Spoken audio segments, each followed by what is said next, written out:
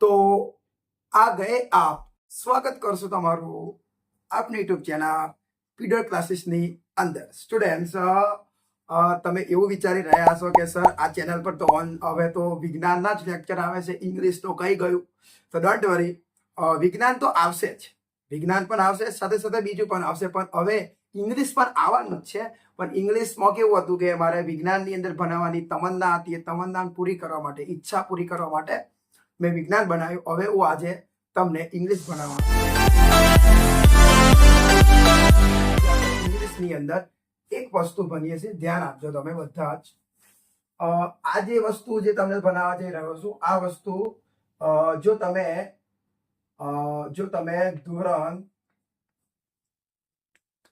ધોરણ 10, ધોરણ 11 અને ધોરણ 12 ની અંદર અભ્યાસ કરતા હોય, ધોરણ 10 ની અંદર ભણતા હોય, ધોરણ 12 માં ભણતા હોય, ધોરણ 11 માં ભણતા હોય, તો આ વિડીયો તમારા માટે બહુ જ ઇમ્પોર્ટન્ટ છે.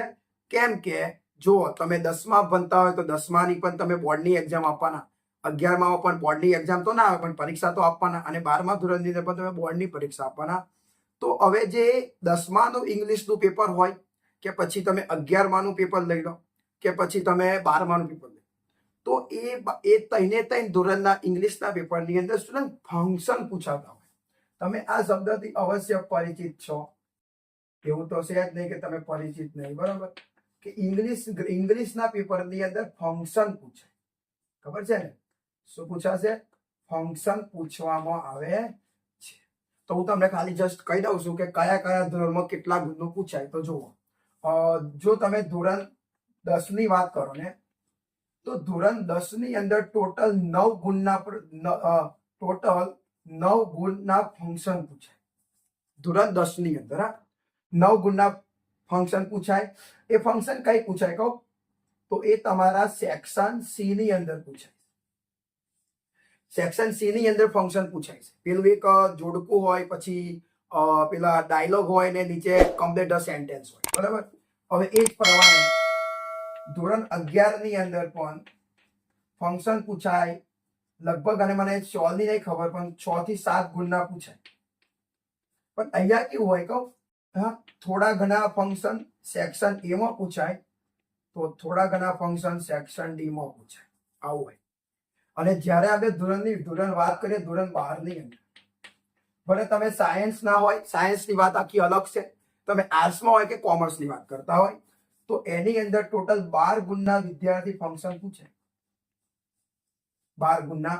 એની અંદર યાદ કરાવું તમને. યસ, દેખો, સેક્શન એ ની અંદર 6 ગુણ, સેક્શન એ ની અંદર 6 નહીં, 7 માર્ક્સના ફંક્શન પૂછાય. ધોરણ 12 માં કેટલા પૂછાય ટોટલ? તો ધોરણ 12 ની અંદર ટોટલ ફંક્શન કેટલા પૂછાય? 12 ગુણના, એટલે 12 આવે. એમાં સેક્શન એ ની અંદર 7 ગુણ પૂછાય, 7 ગુણના. અને સેક્શન ડી ની અંદર સ્ટુડન્ટ 5 ગુણના ફંક્શન પૂછાય. તો તમે સરવાળો કરો એટલે તમને ટોટલ 12 ગુણ મળે. સેક્શન એ ની અંદર 7 ગુણ અને સેક્શન ડી ની અંદર 5 ગુણના ફંક્શન પૂછાય. જોઈ લો, આ રીતે ફંક્શન નો કાર્યક્રમ હોય. હવે કોક કહેતો હશે ફંક્શન એટલે શું, તો હું તમને જસ્ટ એની વ્યાખ્યા તો નહીં પણ સમજાવવાનો પ્રયત્ન કરું. જુઓ, આપણે આપણા રોજિંદા જીવનની અંદર ઘણા બધા ફંક્શન્સ આવે છે. જુઓ, વેડિંગ ફંક્શન આવે છે, કે જેમાં એક બંને જણા લગ્ન કરીને એકબીજા સાથે જોડાઈ જાય છે. તો એકબીજા સાથે જોડાઈ જવાનું કયા ફંક્શનમાં આવે? તો વેડિંગ ફંક્શનમાં આવે, એવું સાબિત થાય. પછી એક ફંક્શન હોય, એ ફંક્શનની અંદર આપણે કેક કટિંગ કરીએ, તો એ ફંક્શનને હેપી બર્થડે ફંક્શન કહેવાય. પછી બીજા ઘણા બધા ફંક્શન આવે. આપણે ગણેશ ભગવાનની મૂર્તિ લાવીએ છીએ, પછી એની પૂજા કરીએ છીએ 10 દિવસ, પછી એનું વિસર્જન કરીએ છીએ, તો એને ગણેશ ચતુર્થીનો ફંક્શન કહેવાય.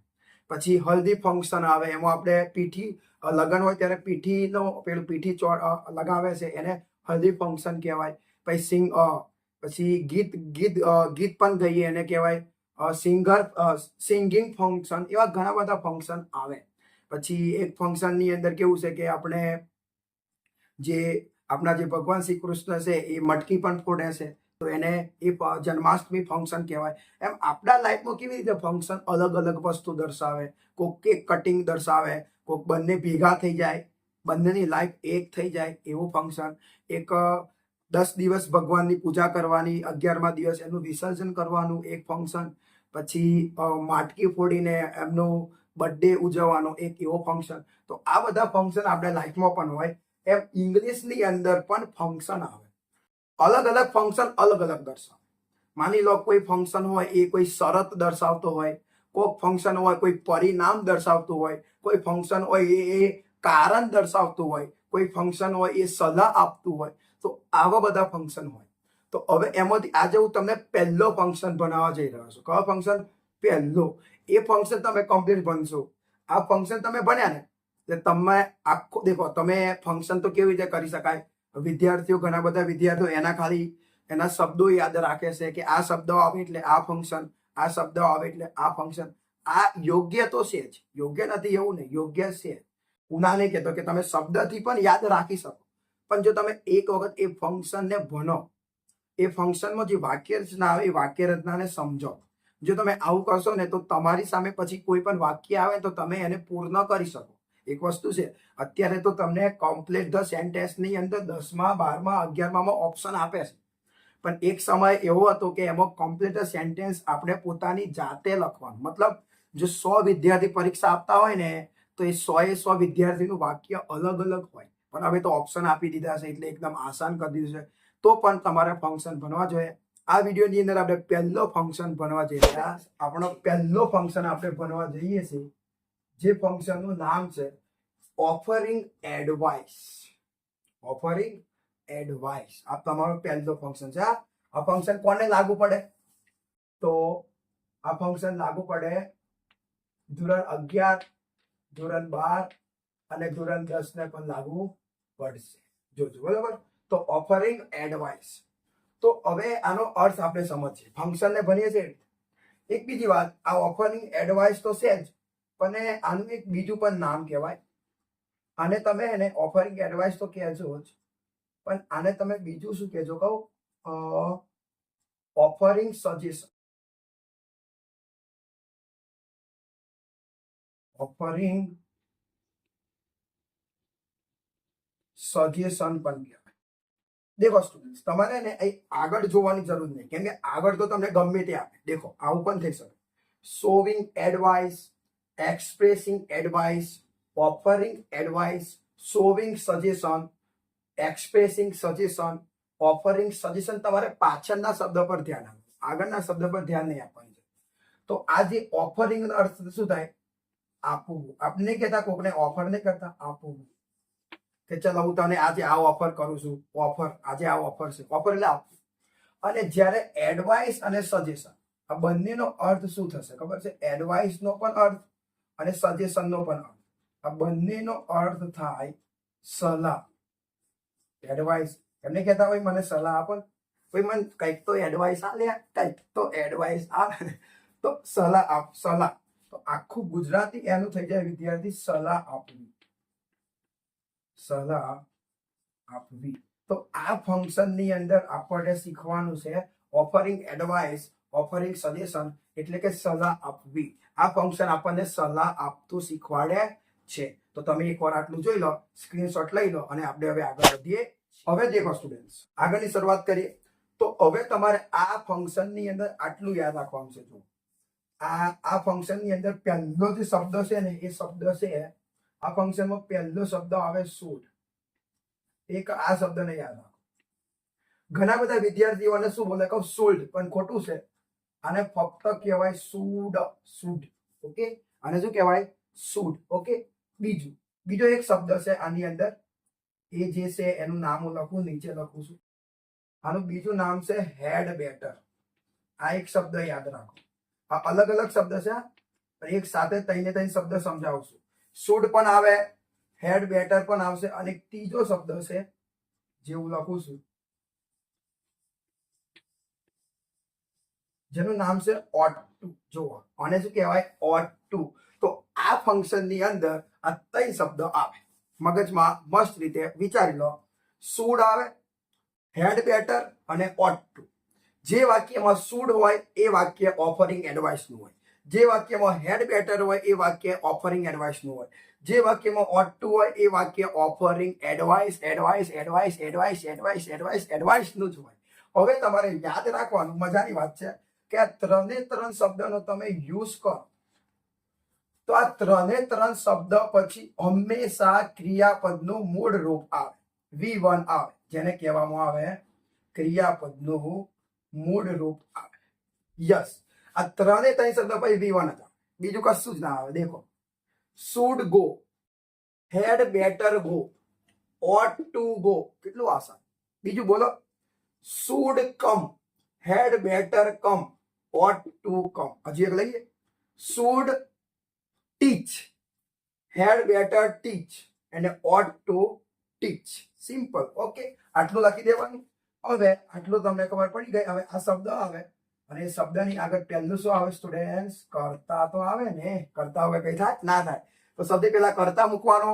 કરતા મૂક્યા પછી આ ત્રણમાંથી ગમે તે એક શબ્દ મૂકવાનો. જો તમારે શુડ મૂકવો હોય તો શુડ મૂકો, હેડ બેટર મૂકવો હોય તો હેડ બેટર, ઓટ ટુ મૂકવો હોય તો ઓટ ટુ મૂકો. એના પછી V1 આવે અને V1 પછી આપણો અન્ય શબ્દ તમારો જે પણ હોય એ તમારે અન્ય શબ્દ મૂકવાનો. આ તમારી વાક્ય રચના થઈ ગઈ. આ શું થઈ ગયું? તો આ એક પ્રકારની આપણી વાક્ય રચના થઈ ગઈ.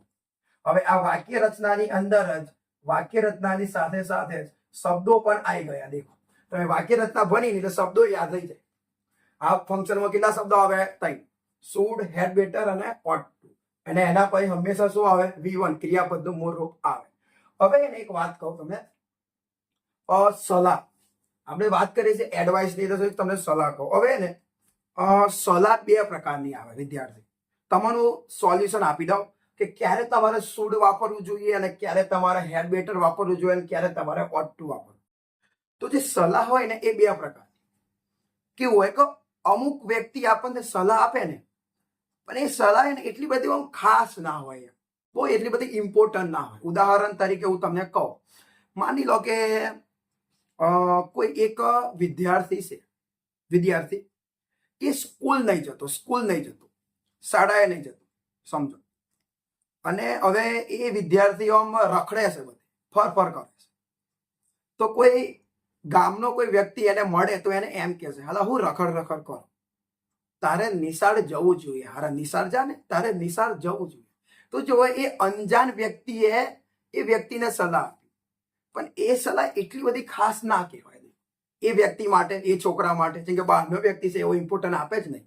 પણ હવે એ જ વિદ્યાર્થીના ઘરેથી એના પપ્પા કે મમ્મી એને એમ કે, ભાઈ અમે તો ભણ્યા નહીં, અમારે તો નોકરી નહીં આવી, ભાઈ તું અમને એમ ઘરે બેરે જ, તો તું નોકરી નહીં કરું, ખાલી તારે કામ કરવું પડશે. ભાઈ તું નિશાળ જા, તારે નિશાળ જવું જોઈએ અને ભણવું જોઈએ. તો જુઓ, આ સલાહને કેવી કહેવાય? આ સલાહ ભારે સલાહ કહેવાય. તો એક વાત યાદ રાખી લો, હું તમને લખીને બતાવું કે જુઓ, શુડ ક્યારે આવે કહું? સામાન્ય સલાહ હોય ને, સામાન્ય સલાહ, એ સામાન્ય સલાહને દર્શાવવા માટે શુડ આવે. સામાન્ય સલાહ દર્શાવવા માટે શું આવે સ્ટુડન્ટ? શુડ આવે. પણ આ હેડ બેટર ને ઓટ ટુ ક્યારે આવે કહો? હા, તમારી કોઈ ભારે સલાહ, ભારે, તો એ ભારે સલાહ દર્શાવવા માટે શું આવે? આ કોઈ નો ડાઉટ તમે શુડ લખો તોય ચાલે, પણ આ તો મેં તમને જસ્ટ કીધું કે એકદમ ખાસ સલાહ હોય ને તો હેડ બેટર નો યુઝ કરજો, અને એકદમ નોર્મલ સલાહ હોય તો શું આવે? શુડ આવે. હવે આપણે સલાહ તો ઘણી આપીએ. જુઓ, વાક્ય બનાવવાની શરૂઆત કરીએ છીએ, ધ્યાન આપજો. આ રીતે વાક્ય બનશે. જુઓ, હું વાક્ય અહીંયા બનાવું છું, જોજો તમે. માની લો કે કોઈ વ્યક્તિ હોય, એ વ્યક્તિ આમ કેવું હોય કે એકદમ નવી બાઇક લાવ્યો હોય, એકદમ સ્પોર્ટ બાઇક. અને એ વ્યક્તિ આમ કોઈ રસ્તો હોય ને, તમે રસ્તાની બાજુમાં ઉભા રહ્યા હોય, જતા હોય, અને એવો એકદમ 120 ની સ્પીડથી તમારા જોડે રહીને જતો રહે. એટલે તમે મન એવું વિચારો કે યાર આવો પડશે ને તો આનો ટોટ્યો નહીં રહેવાનો, હાથ પગ બધું ભાગી જશે. અને આ વ્યક્તિએ એટલી બધી બાઇક, એટલે કે આટલી ઝડપી બાઇક ન ચલાવવી જોઈએ. જો આપણે એને સલાહ આપી કે તારે ઝડપી બાઇક ન ચલાવવી જોઈએ એ સલાહ આપી. તો ચલો વાક્ય લખીએ. તમારે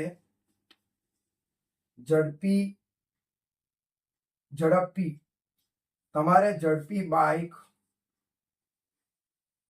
ન ચલાવવી જોઈએ. નકારમાં સલાહ આપી છે. તમારે ઝડપી બાઇક ન ચલાવવી જોઈએ, ધીમે ધીમે ચલાવવી જોઈએ. તો દેખો આવવાનું ઇંગ્લિશ કરી. સૌથી પહેલા શું આવે? કરતા. તો કરતા શું છે? તમારે. એટલે શું આવે? યુ. દેખો કરતા એટલે શું આવ્યું? યુ. હવે તમારે જે મૂકવો એ મૂકો. આમાંથી જેમ કે જોઈએ માટે તમારા 3 મૂકવાના છે. તો ચલો આપણે મૂકીએ શુડ. You should. દેખો કરતા યુ, શુડ માંથી શું 3 માંથી મૂક્યું શુડ. ઓકે. હવે એના પછી V1 આવે. તમે જુઓ સૌથી પહેલા કરતા એટલે યુ, આ 3 માંથી આવ્યું શુડ. હવે V1. હવે તમે એક વસ્તુ જો, આ નકાર છે. તમારે ઝડપી બાઇક ન ચલાવવી જોઈએ, નકાર છે. એટલે તમારે અહીંયા હે ને નોટ લખવું પડશે. શું લખવું પડશે સ્ટુડન્ટ્સ? નોટ. અને નોટ લખ્યા પછી V1. અહીંયા વચ્ચે નોટ આવે. શું આવે? નોટ. તો યુ શુડ નોટ. હવે V1 ચલાવવા માટે શું આવે? Drive. You should not drive.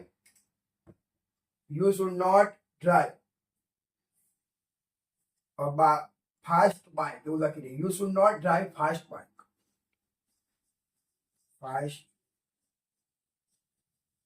જો આ વાક્ય પૂરું થયું. આ તમારું ઓફરિંગ એડવાઇસ નું વાક્ય થઈ ગયું. હવે તમારે આ જ વાક્યની અંદર જોવો,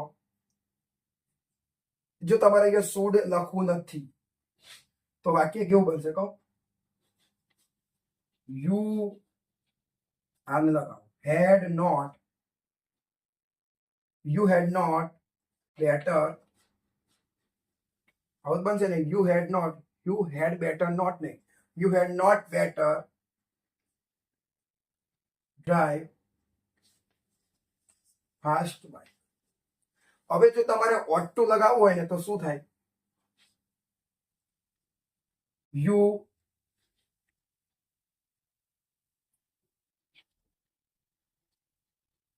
ought not to અહીંયા આવશે. not to drive fast bike. તમે જુઓ મેં 3 રીતે વાક્ય બનાવ્યા. જુઓ યુ શુડ, તમારે ઝડપી બાઇક ન ચલાવવી જોઈએ. You should not drive fast bike. You had not better drive fast bike.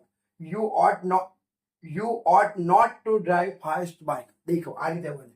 એક બીજું વાક્ય લઈએ એટલે તમને વધારે ખબર પડે.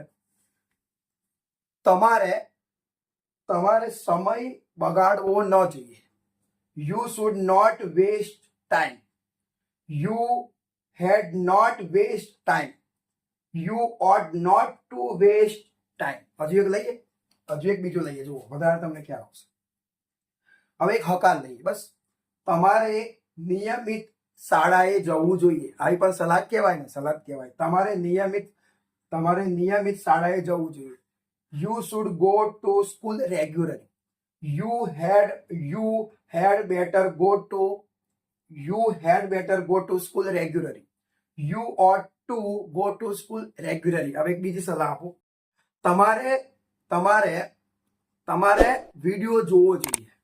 You should watch a video. You had better watch a video. You ought to watch a video. Okay. તો સ્ટુડન્ટ્સ આ રીતે આ ફંક્શન તમારી સામે આવે. હવે એક બીજી વાત, શબ્દો તો તમને યાદ થઈ ગયા. શુડ આવે, હેડ બેટર આવે, બીજું શું આવે? ought to.